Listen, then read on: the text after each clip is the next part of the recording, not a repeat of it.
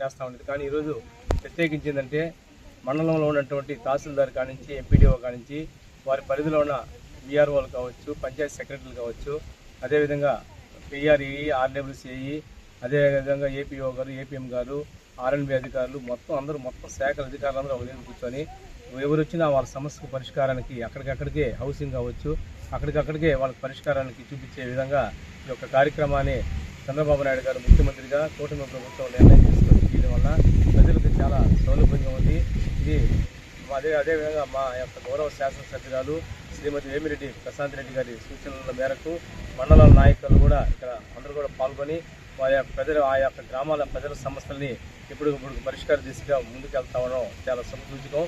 ముఖ్యంగా ఈరోజు తెలియజేయడంగా ముఖ్యంగా కూటమి ప్రభుత్వం వచ్చిన తర్వాత మొట్టమొదటిసారి హౌసింగ్లో గతంలో కట్టుకున్న లబ్ధిదారులు ఎవరైనా ఉండొచ్చు, అది లేఅవుట్లో కావచ్చు, ఇండిపెండెంట్గా కావచ్చు.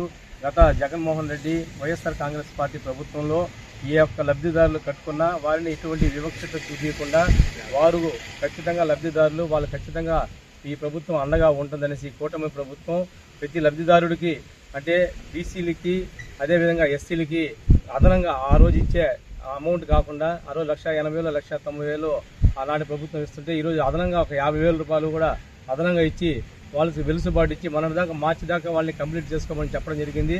కానీ ఈరోజు మార్చి దాకా కూడా కాకుండా ఇంకా వాళ్ళకి టైం ఇస్తూ వాళ్ళకి అదనంగా భారం పడకుండా ఇప్పుడు పెరిగిన రేట్ల ప్రకారం అది బీసీలకి ఎస్సీలకి 50,000 ఎస్టీలకి 75,000 రూపాయలు ఈరోజు చంద్రబాబు నాయుడు గారి నాయకత్వంలో ముఖ్యమంత్రి గారి నాయకత్వంలో కూటమి ప్రభుత్వం నిర్ణయం తీసుకుంది. కాబట్టి లబ్ధిదారులందరూ కూడా మండలంలో హౌసింగ్ పరిధిలో వాళ్ళు ఇన్ని ఇల్లు ఇన్కంప్లీటెడ్గా ఉన్నాయో అన్నీ కూడా అధికారులను సంప్రదించి అది అక్కడ గ్రామ స్థాయిలోని తెలుగుదేశం కూటమి నాయకులను సంప్రదించి ఆ యొక్క పనుల్ని త్వరితగతంగా పూర్తి చేసుకునే ఇల్లు కూడా ముందుకు సాగేటట్టు మీరు అందరూ సహకరిస్తారని కూడా ఈ సందర్భంగా తెలియజేసుకుంటూ గత ప్రభుత్వంలో ఎన్టీ రామారావు టైంలో 14-19లో ఎన్టీఆర్ గృహాలు ఎంతోమంది లబ్ధిదారులు ఈ విధంగా మధ్యలో ఇల్లు ఆగిపోతే ఎవరికి కూడా అటువంటి వెలుసుబాటు ఆ గత ప్రభుత్వం ఇవ్వలేదు. కానీ ఇది ప్రజాప్రభుత్వం. ఈ ప్రభుత్వం ఖచ్చితంగా ప్రతి ఒక్కరిని దృష్టిలో పెట్టుకొని ఈ యొక్క కార్యక్రమాన్ని చేస్తూ ఉంది. భవిష్యత్తులో ఈ యొక్క ప్రభుత్వం అమలు చేసే వాగ్దానాలు ఇచ్చిన సూపర్ 6 పథకాలు కూడా ప్రతి ఒక్కటి కూడా ముందుకు తీసుకెళ్లి అమలు చేస్తాం కూడా ఈ సందర్భంగా తెలియజేసుకుంటూ సెలవు తీసుకుంటున్నాం.